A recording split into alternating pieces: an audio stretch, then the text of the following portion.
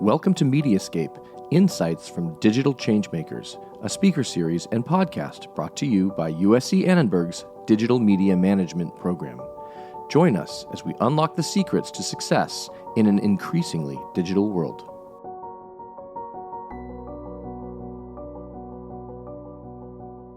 I am so thrilled today on Mediascape to have Elizabeth Bieniek. You have such an amazing, illustrious background as a Fortune 100 leadership veteran, startup founder, a top 10 most influential woman pioneer in technology. You've spoken at schools that I've actually been exploring with my daughter, which is really exciting. And one thing that I really pick up on is that you are human-centered in your approach to AI. And I think that's so important to note because I also am a firm believer and so optimistic about the fact that using these tools gives us the opportunity to be more human, but also that we need to have humans in everything. So yes, Elizabeth, thank you for being here. Thank you for having me, Annika. I'm excited to be here. And I love talking about that topic too, of connecting humans. When technology works to connect humans, it's amazing, like what we're doing right now. When it gets in the way of that, I think we've gone off the rails of what the purpose of technology is for. Yeah. And obviously, we were talking before we jumped on. I teach grad school at USC. We teach digital media. Everything's changed since the program was created. Even just a couple of years ago, then we started talking just about generative AI and a few tools. Now we're talking about a lot of different tools that people can use in their work streams for every. I have to say, by the way, you didn't make it easy on yourself. You picked a topic that you have to redo the curriculum pretty much every year. Yeah, I don't have control over that, but I do have control over our live sessions. And so that's where I get to include all the good news stuff. So I'd love to hear a little bit about how you got to where you are today, because I know your background, you were in the arts and writing and then business and education. Yeah. I'm happy to talk about that. And I love talking to people that feel like they have to get it all figured out. And then I have to find the right degree and the right path and start with the right job. And my path and trajectory are set, because it's really not. I'm in my 40s and I'm still trying to figure out what I want to be when I grow up. And I think that's part of life. I'm a firm believer in the idea that it's a journey, not a destination. And I don't ever want to feel as if I've arrived, I'm done, because that's when things get boring. You always want to be learning and doing new things. So my own background, my undergrad is in English. I was very firmly believing I was going to pursue creative writing as my career. And obviously I have not done that. I am hoping to still continue to dabble in that space, but I fell in love with business and ended up making a bit of a hard pivot. I took the GRE, was ready to go pursue my MFA in fine arts. And then it's like, no, I want to go into business. And I'm like, oh man, now I got to take a GMAT, I got to take a different test.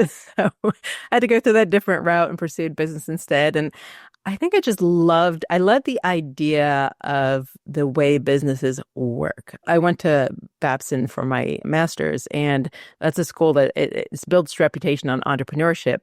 And I always have been fascinated with the concept of entrepreneurship. My mom owned a small art studio. My dad worked for a 2-man computer office for a while. There was very small businesses. And I always thought I was going to go that route. But again, life doesn't usually work out exactly the way you planned.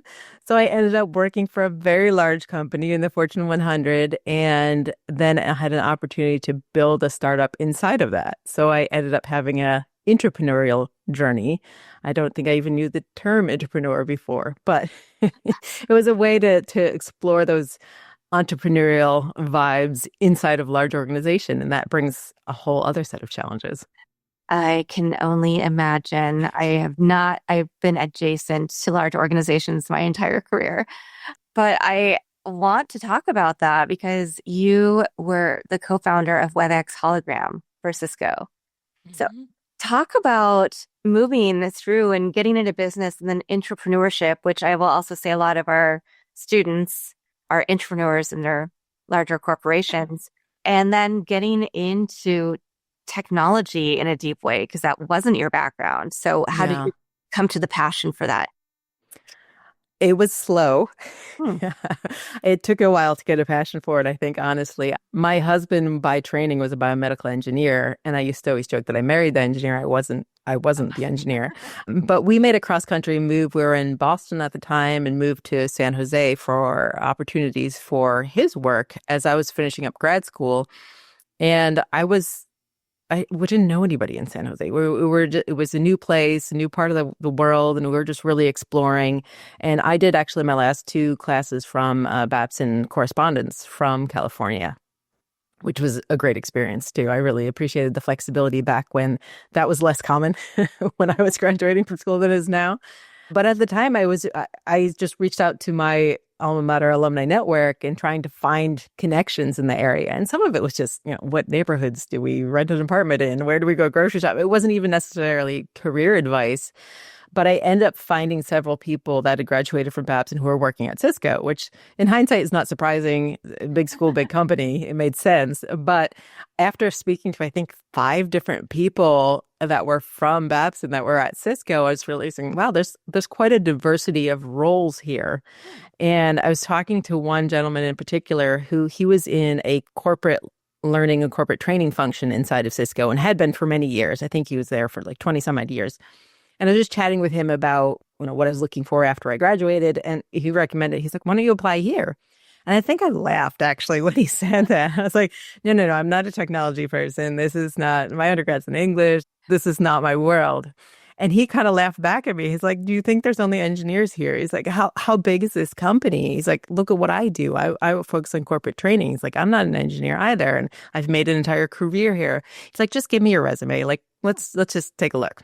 So I did, and he floated around internally, and I am getting a call from somebody. And long story short, I ended up with a role there at Cisco, which was not my original plan or intent. And I think I spent the first several years there saying I'm not a technology person. And I had roles in different capacities. I worked in finance and operations, portfolio management, and things that were technology adjacent, I would say. But just being around it, I got more and more entrenched in understanding the world of technology. And I had a great opportunity to move into a role. Again, just being aware that career paths don't often follow the trajectory you think, and sometimes opportunities come in the weirdest ways. I ended up getting an opportunity to move from the services side of the organization into the product side of the organization to basically be the right-hand person to a woman that was running operations for all of video collaboration. So she was the head of ops for that, and she was doing it solo. It was a large organization. We're talking like a 5,000 person organization, 5 billion annual revenue. I mean, it's a big group. And she was doing it solo and just had so much on her plate. And so she got approval to hire another rec, and we knew some similar people from previous roles. We didn't know each other, but it just, somebody had recommended me for that, and we chatted and like, this could be a good fit. So she pulled me over to be her right hand in that and to kind of train up to take some things off of her plate. The caveat, though, I didn't know until I met her in person, is she was 8 weeks away from going out maternity leave. Oh. So she's like, I'm going to give you a crash course in this, and you're going to cover while I'm out, and then I'll come back, and then we'll divvy it up. So it was 8 weeks of learning everything I possibly could. And I just had it in my head, okay, I just got to cover this for a few months, and then, she'll be back and we'll do this. Well, she decided she didn't want to come back. So opportunity presented itself. I had that chance to then turn around and go to my boss, who was the senior vice president of that entire organization, and say, at this point, I think she extended her maternity leave. I think ended up being out for 6 months and then decided she wasn't going to come back. So I had a conversation with him and saying, hey, you could hire somebody brand new and take a gamble to take over this role, or I've been doing this for 6 months and it's been working pretty well. Why don't we have a chat about this? And so I sat down I came in with a presentation and I showed him to you, just like, here's what I've done, everything. I came prepared. And he was a great person to work for. He was a very decisive leader. So we just walked out of that. He's like, all right, let's do it. And so I would say that was a very fortuitous move in my career, because operations, I feel like, is a really undersung role. It's something that it can mean a lot of different things to different people. But the beauty of operations is you usually get to see how everything works. You have a behind the scenes view of all facets of an organization. not only the technology and the operations of the business itself, but also like the people dynamics. So I had a seat at the table with the VPs for every business organization, all the different functions across the technology group. And I really got a really great view of how the entire organization worked. And I was still claiming I was not a technology person. But after doing that for a while, one thing led to another. And we had any large company, there's always reorgs, there's always changes and this and that. And we had some change in management, and that senior leader I was working for ended up moving to a different role. We had a new leadership come in. I got slotted around, if you will, into different roles. I ended up being in more of a strategy role, working for the new leadership. And again, opportunity comes in unusual forms. It was a new leader and new senior team to this organization from outside the company. And they were really looking for people of who knows what's going on, the inner workings of this. So even though I was no longer in an operations role, the head of the strategy and partnerships kept tapping me to say, hey, can you give me the backstory in this? Like, tell me what's going on here. And he and I developed a friendship, and he ended up pulling me over to work in his team. And again, just new opportunities there. He was another great person I was fortunate enough to work for, in that I'm a very opinionated person, originally from New York, and I just speak my mind. So he was very good and open to that. If you had a new idea, he would just take that. Whatever you said is like, sure, let's entertain that idea. And we were having a conversation once. One of the groups, he oversaw both strategy, partnerships, operations, and I think there was a fourth group. And I was focusing on strategic partnerships at the time. And he had another team that was more traditional corporate strategy. So a lot of people from the consulting backgrounds, the big Ivy League schools. And they were working on their long-range strategic plan, which is like a 3-year plan looking ahead. And my input was just to talk about the strategic partnerships that I was managing at the time. So I submitted my piece and then kind of told to go away. Well, we'll go behind this closed door and we'll crank out this corporate strategy. And I was having a coffee with my boss who oversaw both those teams at one point. And I was complimenting with him, like giving him a hard time, to be honest, just being my normal New Yorker self of like, hey, why do we call this a long-range strategic plan? Like, we're only looking 3 years ahead. I mean, in technology, 3 years is not very long range. And like, not to mention your whole team that's been doing this, they haven't left that conference room in like 3 weeks. How strategic is it if they're not talking to anybody outside the company? Because I was in partnership. I spent all my time outside our four walls. I was really just being a brat and poking, but he was open to it, and he kind of flipped around. He's like, all right, what would you do different? And so I just rattled off a couple things off the top of my head and stuff. And then he's like, all right, show me. And so he gave me some time to go say, if I were to propose a corporate strategy, what would I propose that the current team's not doing? And then anytime somebody gives you an inch, take as much as you can, take a mile.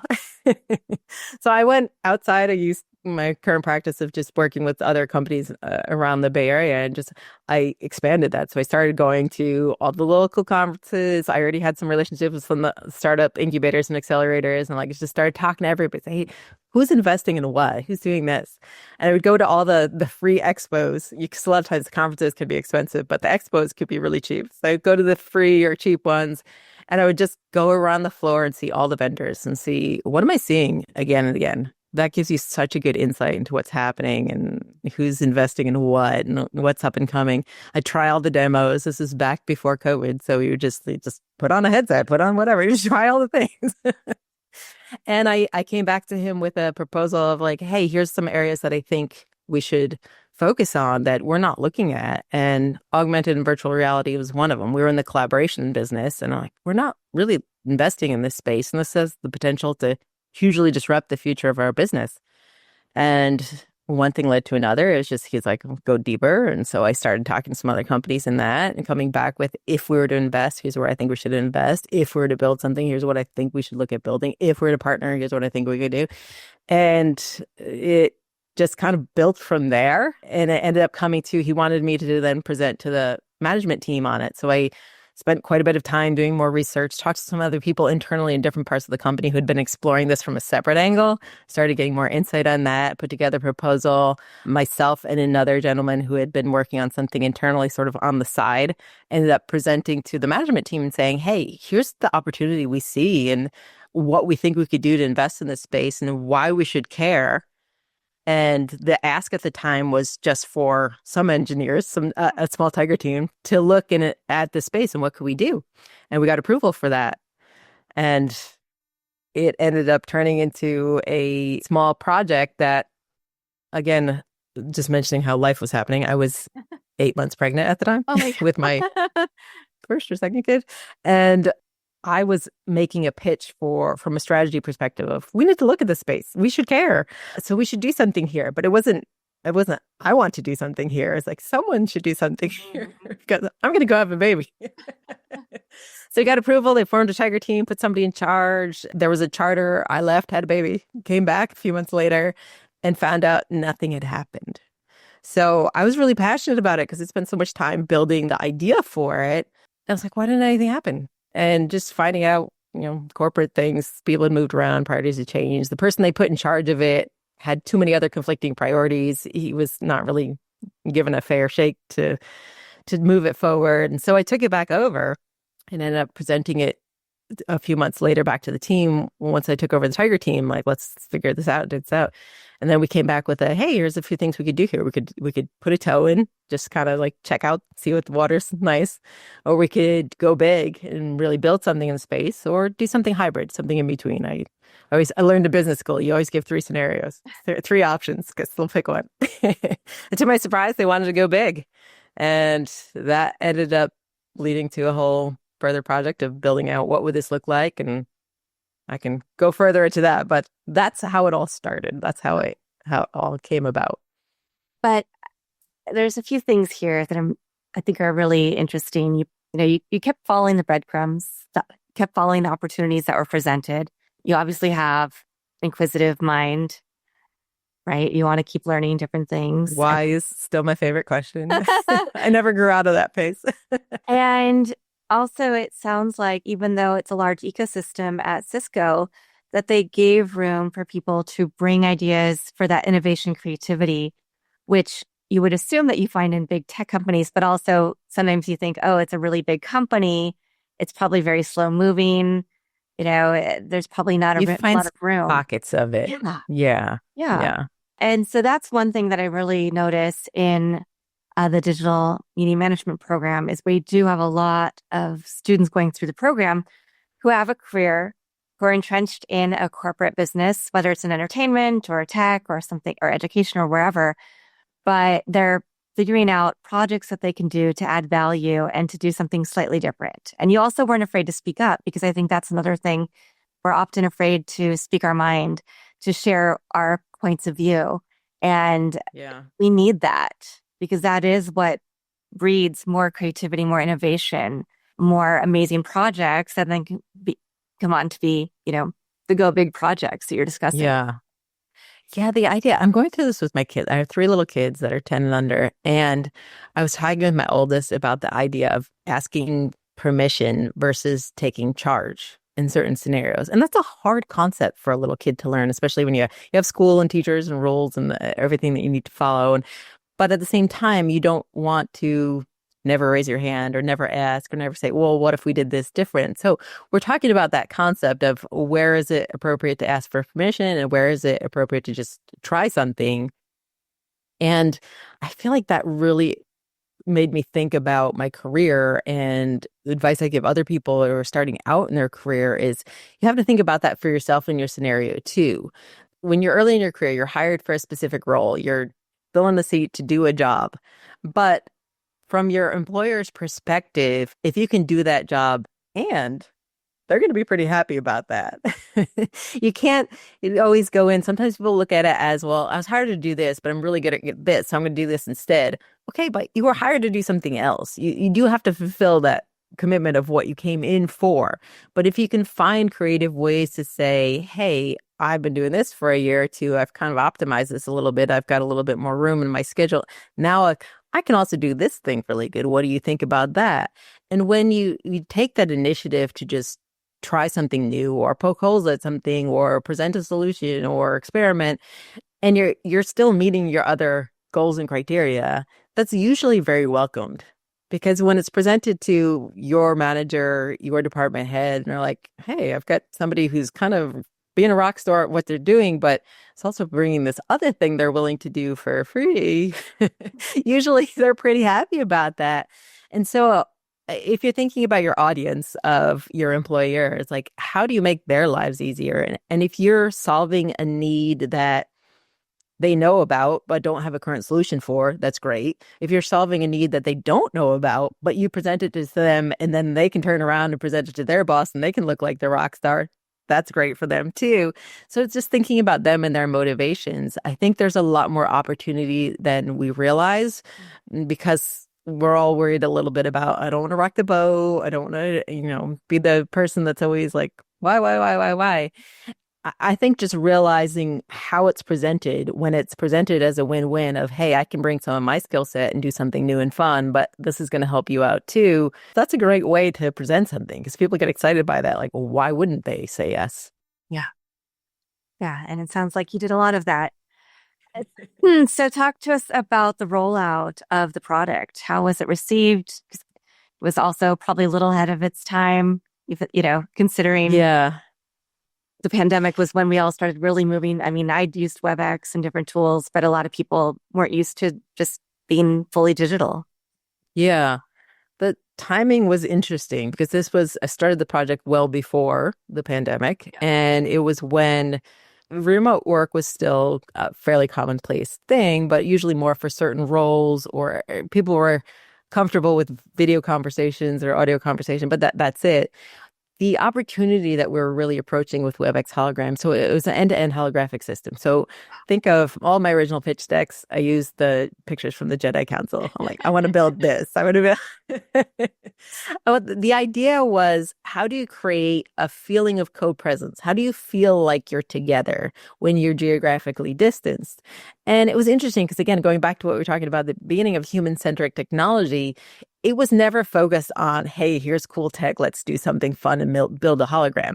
And I think that's what a lot of holographic things have been. It's like, oh, it's cool, we can have so-and-so on stage. Like, why? What problem are you solving? Yeah.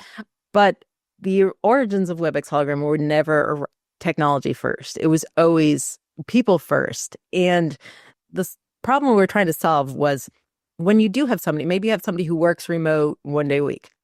Usually the complaint that you would get is, I can't really participate in the group meetings.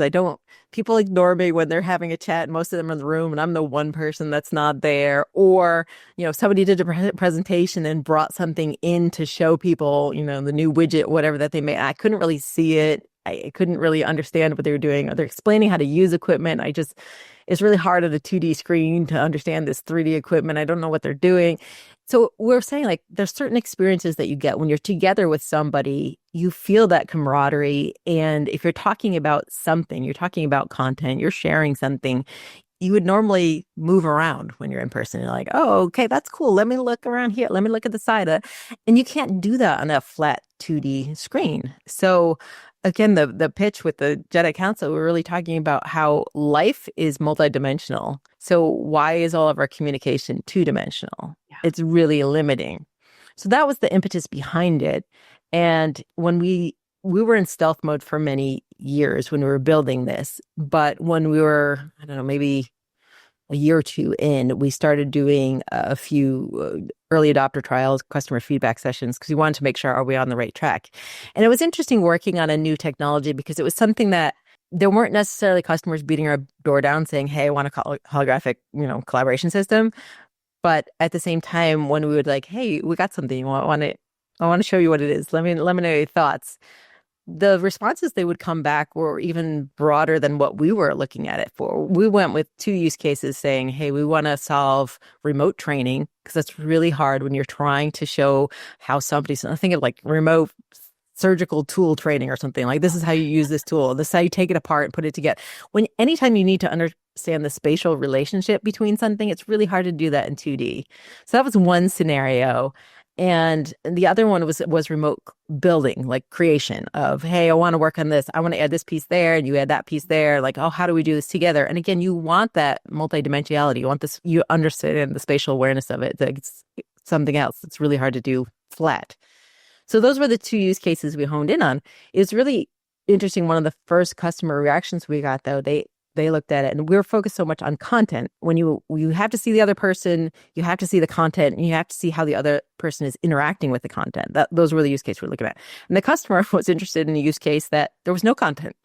They were simply saying, hey, we want to use this for executive meetings, because when we're hiring a C-suite person, that's a high stakes position. You want to get the right person in there, and saying like, we usually do a screening call and then we pay to fly them on site. We have everybody at the same time and trying to coordinate all the senior leadership to meet with them for a day or two. It's so hard. And then you find out, oh, it's not the right fit. You didn't get the right vibe. And then you got to start all over again.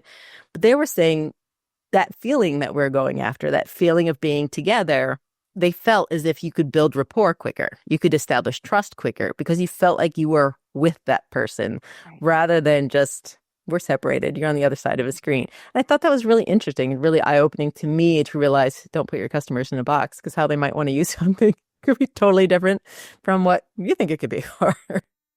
Yeah. Yeah. I love that. And it's funny because the first thing I thought of was just having everybody in the room. Like the example of the Jedi Council, right? And it almost makes me wonder, why aren't we using this technology for virtual classes and virtual sessions? Because I'm in a lot of programs that are completely online. How nice would it be to feel like you are in the room and just have that extra layer? Right. Yeah. Right. Yeah. I think there's a lot of opportunity in education. I know price point is always a challenge when it comes to educational environments, but things have changed a lot since I have stepped away from that project. So, I mean, things get cheaper every day. Yeah.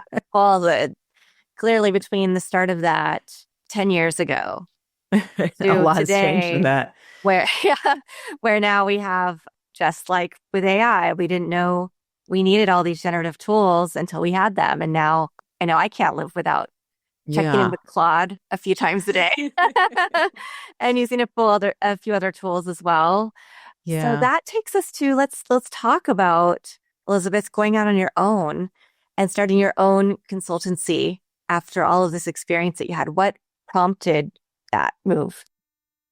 I think in hindsight, I never expected to stay in a corporate environment quite as long as I did. It was never my original intent. I always thought I was going to go the entrepreneurship route, but I was fortunate enough to have great opportunities and be able to pursue an entrepreneurial venture. But that project, I ended up leading that project for, I think it was going on 8 years by the time all said and done. When handed off to the business unit, we hired a product manager. I was able to train her up. She took it over, take it to the next steps of all the things you have to do to make something a product and bring it to life. So handing that off was really a huge, wow, okay, now what? Let me take a pause. And I did take a pause in my career. I took a sabbatical. I took a break. And it was an opportunity to think wow, those 8 years were a rush. What a wild ride. What did I learn from that? What would I do different going forward? Do I want to do that again with another project? Do I want to start my own startup and build a technology startup outside of the company? And I had all these thoughts of what I wanted to do. And I actually started writing them all down as kind of a personal postmortem, looking at, I think that's, if I give 2 cents of advice of anything you do in life, always do a personal postmortem. You end up doing it so often for projects or large endeavors, but we don't often think about it for ourselves, of kind of going through all the same questions you would in a postmortem, like what would I do differently? What worked? What didn't? Why didn't it work? Thinking through that, I started writing that down for myself and realized I just kept on writing just more and more, and realizing page after page after page, maybe I should do something with this rather than just keep this in a journal for myself. There's a lot of things I didn't know what I was doing going into it, and I had to figure it out on the fly. And maybe this would help somebody else doing an entrepreneurial venture or maybe an entrepreneurial adventure. And so I started categorizing all the things into okay, where does this fit? Where does this fit? And a certain logical order started coming out of it. And it ended up turning into a book. So I wrote my book, Cake on Tuesday, 25 Lessons to Unlock Corporate Innovation, really as it was meant to be a short, snappy read that could distill everything I learned out of that 8-year venture in that hopes of trying to pay it forward. Could this help somebody else trying to do something so they could do it better, faster, easier? And that was the point of the book and how it came about. But with that, I started thinking of what am I going to do next? What do I want to do?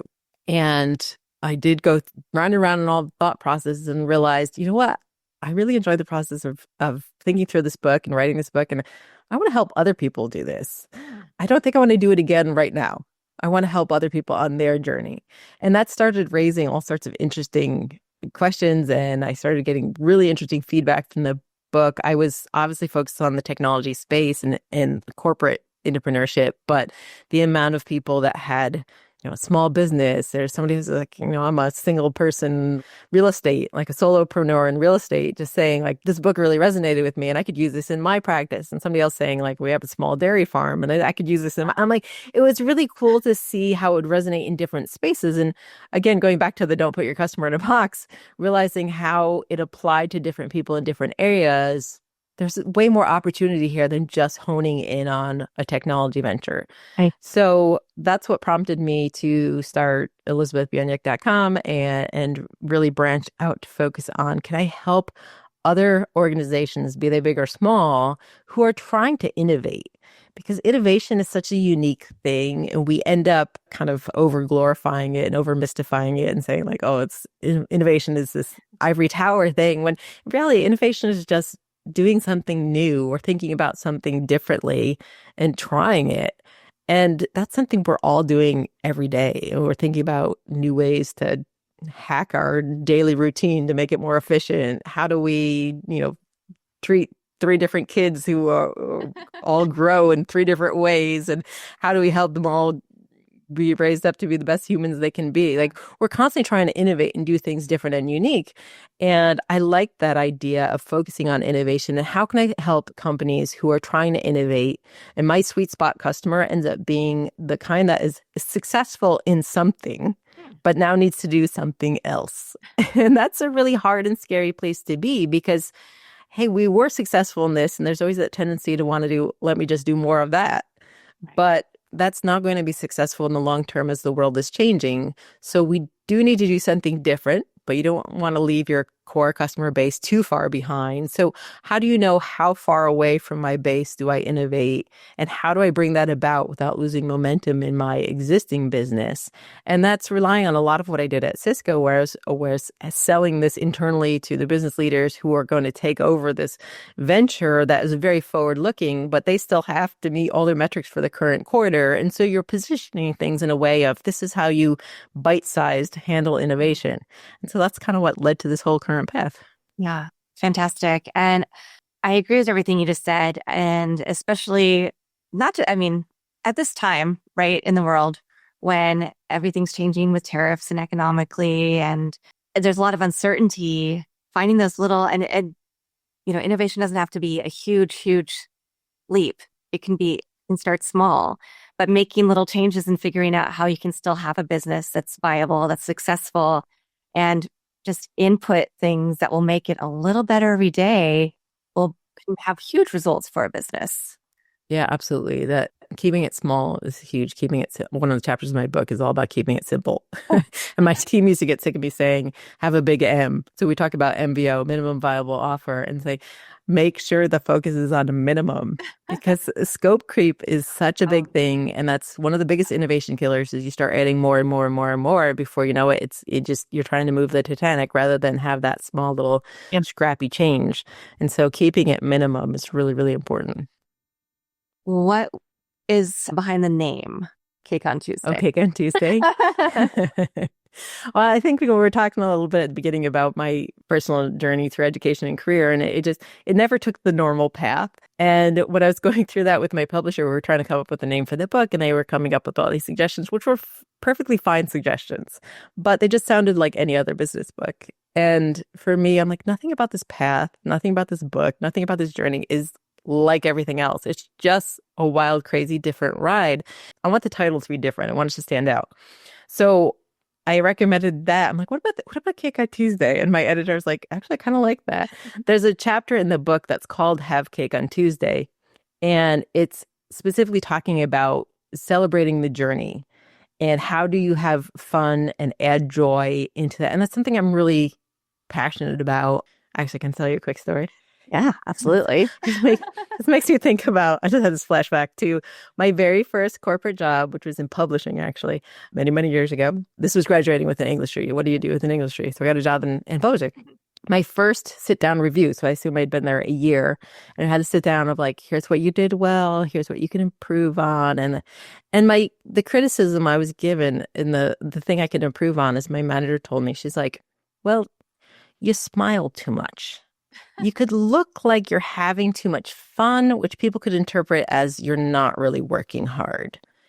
And it kind of hit me like a ton of bricks. So I was like, so do you want me to look more sad? Like, what is the feedback? What's the actionable advice you're giving me here?